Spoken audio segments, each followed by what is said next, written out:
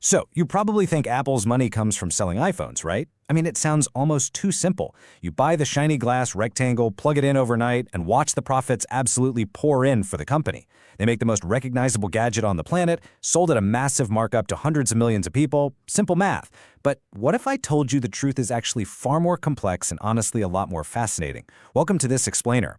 Today we're taking a deep dive into our source material to completely dismantle the illusion that Apple is just a gadget manufacturer. Over the next few minutes, we're going to peel back the layers of a meticulously designed economic ecosystem. Okay, let's shatter a few preconceptions right off the bat. When you look at the wider tech world, it operates on a truly massive scale. Just look at this visual breakdown we've put together. On the Android side, put together, those makers are shipping well over 1 billion units every single year. Apple, they move roughly 245 million. And if we look at the pure human scale of operations, take Amazon for instance, with a veritable army of 1.57 million people on their payroll, Apple, they've got about 166,000. So Apple actually has a dramatically smaller footprint in both manufacturing volume and headcount. Which brings us to a massive $112 billion mystery. If Apple sells far fewer phones than Android, doesn't have the biggest workforce, and, spoiler alert, doesn't even assemble the phones themselves, how on earth did they achieve $416 billion in sales and this staggering $112 billion in net income for fiscal year 2025? Well, the explanation, as our sources point out, has almost nothing to do with the physical technology itself. It's pure, brilliant economics. To really understand how Apple engineered this kind of wealth, we actually have to look back at how close they came to completely disappearing. Let's trace this timeline. By the mid-1990s, Apple was literally hemorrhaging cash, drifting right toward bankruptcy. The turning point wasn't some tech magic. As our source highlights, it was brutal simplification. When Steve Jobs returned in 1997, he totally gutted their confusing product lines. Then came the heavy hitters, the category-defining products, the iPod in 2001, the iPhone in 2007, and the iPad in 2010. Sure, these devices made Apple famous, but it was the underlying business model that made them rich. And that illustrates our first core concept. While Android manufacturers are out there fighting this brutal war on 3 fronts, constantly cutting prices, packing in more features, and desperately chasing market share, which, by the way, leaves them with razor-thin 12% margins, Apple just opted out. They stepped away from the battlefield to build brand equity. They aren't selling interchangeable commodities, they're selling aspiration, identity, and trust. You can easily comparison shop the price of 2 microchips, but as our sources point out, it is absolutely impossible to price check a feeling of status. Just look at how that brand equity translates into cold, hard pricing. Check out this comparison. The average selling price of an iPhone in 2025 sits way up at $930. The average Android?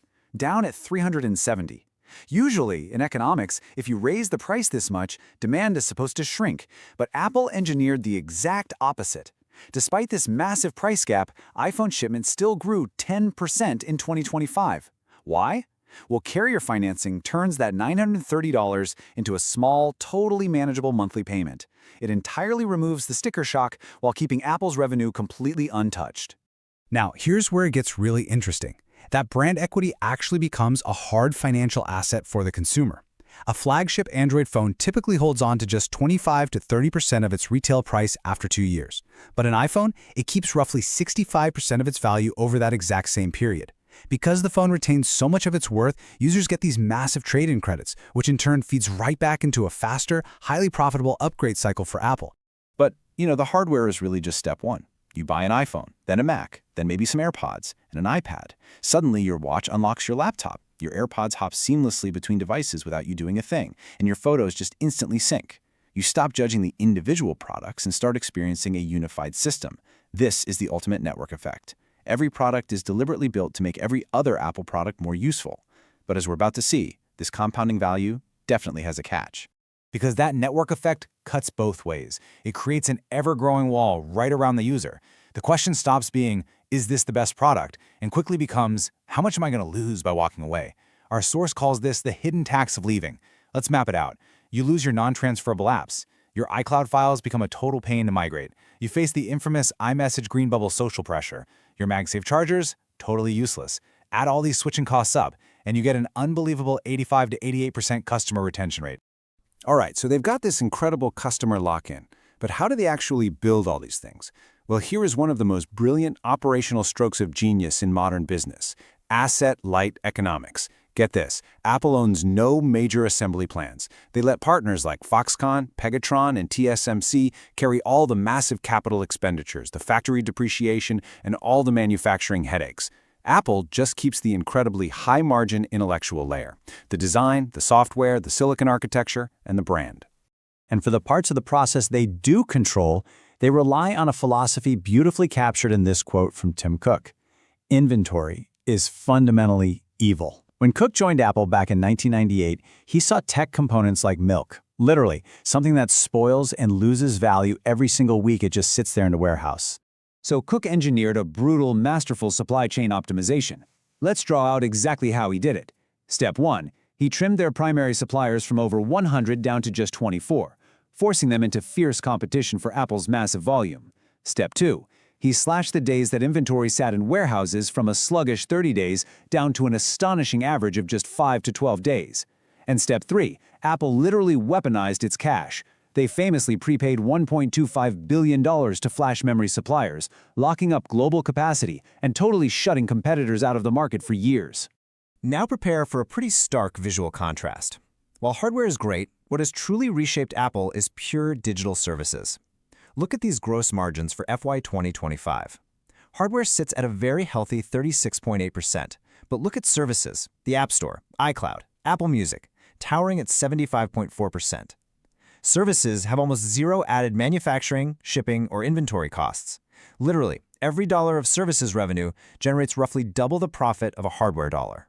And the sheer scale of that high-margin business is staggering. Let this number sink in for a second. $109.2 billion. That is the revenue generated in FY 2025 by services alone. It represents over 26% of Apple's total revenue.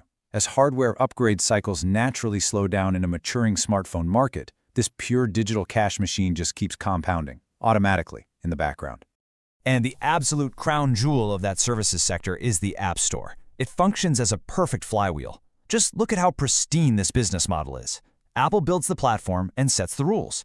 Millions of independent developers spend their own money doing the heavy lifting to build the apps, and then Apple just collects a mostly passive 15 to 30% toll on every single transaction. With projected consumer spending hitting $142 billion in 2025, Apple profits immensely without writing a single line of that external code.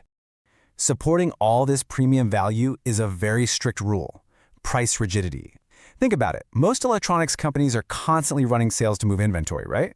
But that quietly damages their brand because early buyers feel cheated. Apple entirely refuses to put iPhones on sale. Retail prices stay fixed. Zero discounts. When a new phone arrives, the older models just quietly move down to a lower tier. This creates artificial scarcity and, more importantly, preserves consumer trust. Which ties directly into their marketing philosophy, selling aspiration, not spec sheets. Watch a competitor's ad, and you'll see a very rational pitch filled with megapixel counts and battery comparisons. Apple goes in the exact opposite direction. They show parents filming their kids at golden hour or musicians hanging out in their living rooms. They don't even name competitors. They are entirely dodging commoditization by cultivating a buyer who feels they are purchasing an identity, not just a piece of hardware. This strategy even dictates how they build out their physical spaces. Apple stores aren't really designed to move inventory. They are architect-designed community and experience hubs meant to deepen engagement and build loyalty. And the financial result of this entire engine? In FY 2025, Apple generated $114.5 billion in operating cash flow, ending the year with $132.4 billion in total cash and securities. This level of incredibly predictable cash flow is exactly why institutional investors, like Warren Buffett, make Apple a top holding. Honestly, they generate so much cash, they literally don't even know what to do with it all. Check out this figure: $89.3 billion. In FY 2025 alone, Apple spent that massive amount just buying back their own stock. Since 2013, they have retired more than 44% of their outstanding shares. Every single share they retire mechanically boosts the earnings for everyone still holding the stock, without Apple having to invent a single new product. It is wild. Now, we have to be objective here. No business model lasts forever. Our source material outlines several structural risks and fault lines that are currently challenging this incredibly durable moat. There is serious regulatory friction, including a DOJ antitrust suit over monopoly practices and the EU's Digital Markets Act. There's massive geopolitical risks due to their heavy manufacturing reliance on China, and there is fierce regional competition, with Huawei's Harmony OS reaching a 19% market share in China in early 2026. We're impartially reporting the facts here. These are genuine fault lines with real potential costs.